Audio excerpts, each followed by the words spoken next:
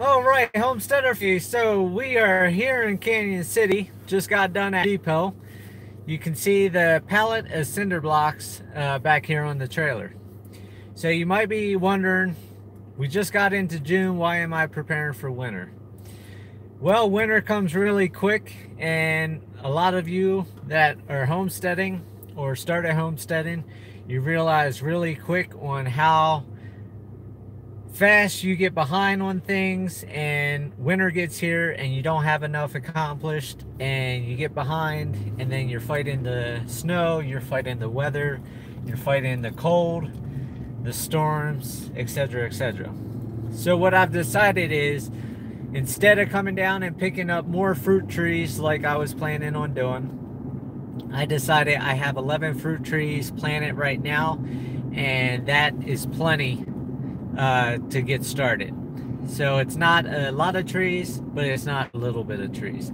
It's just enough to see if they take hold, if they make it through the winter, instead of spending more money on more fruit trees and not knowing if they survive or not.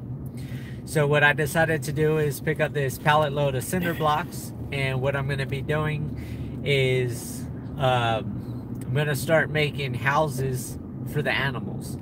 So because the shelters are only about, I want to say 3.5 or 4 foot tall, the metal ones, what I'm going to do is I'm going to do 2 or 3 cinder blocks tall, sit the shelter on top of the cinder blocks, so that gives it a base to sit on, concrete it, rebar it, so it's a permanent structure. So I'm going to have to do some figuring out on the ranch where I want to have everything laid out, so that way I'm not putting something where I don't want it or where it's going to interfere with the future plan. But basically, by doing that, that will give me, you know, 1 foot to 2 feet taller, so that way I can walk into the shelter to clean out, because I want to pour concrete floors inside the shelter, so that way every winter I can fill it up with straw and give the animals a nice nesting bed to stay warm and make it through the winter. And then come spring, I can go ahead and scoop everything out, put it into the farm once I get the farm established and built, and then I can go in with bleach, spray everything out, clean everything out, sanitize it, start fresh. Also, during the summer, that concrete will be nice and cool for the animals to be able to lay on during the summer with just a very light layer, so they have somewhere cool to get out the summer sun. Depending on how the cinder blocks lay, I'm hoping for almost 5 inches of cinder block on the outside, and the shelter to sit on the inside of the cinder blocks on the inside ledge, because then I can get sheets of foam, the 3-inch or 4-inch pieces of foam, and cut them into 1 or 2-inch strips, run some glue across, glue them to the corrugated metal, and then I'll put wire screen over top of the styrofoam boards, and I'll stucco it, so that way it will give it an insulation value. Depending on how it sits on the cinder blocks will determine how big or how deep I can make the insulation value. So that's one of the things that's going on. I went ahead, I just picked up, since today's Monday, it's Military Monday at Big R, so I got the discount for the fence. So I just picked up the first row of the 6-foot no-climb deer fence, and picked up the 7-foot T-post, because I measured the T-post and it's 1 foot from the base of the T-post to the plate. A lot of people are saying you need to put it 2 feet in the ground, but where I'm at with all the rocks, I'll be lucky if I get it the full 12 inches into the ground. And as long as I can get it in the 12 inches in the ground, I mean, it doesn't go anywhere because of the rocky soil. So that's going to be a project coming up probably tomorrow. I'm going to start laying that out. I had the posts put in for the gate on the one side, and then in another month or 2 I'll go ahead and purchase the gates, purchase the other pole, and get the other pole put up and figure all that out. So we're going to see if I can get the fence done or not. I know you guys are just seeing right before the orchard gets planted.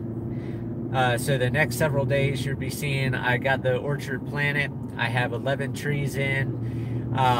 What I started doing is bringing 5 yards of mulch at a time, and I'm doing a light layer over all the grass area outside of the circles that the trees are in to help hold moisture in, and slowly but surely it's gonna get there. So that's pretty much it on the ranch on what's going on. My grandparents came out on Saturday, so we got to go for a good hike with the goats, me and my grandfather that lives up in Boulder, and then my grandfather here was at the picnic table with my grandmother, and they had good conversation and everything like that. So the truck got fixed, and for those of you that have been watching the channel, you see that I got all different music. YouTube unlocked a bunch of music, so I went through and picked out, I think, 38 or 40 songs that have all different type of music. So this way it's a more of a variety and gives a little bit off of the same music that I was using over and over. So hope you guys like the music and everything, and I think that's pretty much it. It's pretty hot here. Colorado's got a lot of big forest fires going on. We got one in Durango, the 416 fire. That's up to about 20,000 acres. There was a small fire here down in Canyon City yesterday, but that one's pretty much all contained. And there's two fires, one burning at like 450 acres and one burning at 500 some acres. So we still haven't got any rain. It's still super dry, super windy. That's why a lot of my videos are voiceovers right now, because with the wind, I just can't talk in my phone because all you hear is the wind blowing by. And I'm sure you're seeing the fruit tree videos, you know, the leaves, the trees, everything's just blowing nonstop all the time. So it's beautiful weather. It's hot. Last couple days was up in the hundreds down here in Canyon, but only about the upper 70s to mid 80s up at the ranch. So that makes working a lot easier and a lot nicer. And of course, with the breeze, it keeps everything from being too hot. So I'm gonna let you guys go. I hope everybody's getting their stuff done, and don't forget, start chopping that firewood and getting everything cured up for winter, because if you wait till fall to get your firewood, it might be too late. You never know when the cold storm comes in early. So take it easy. Have a great day.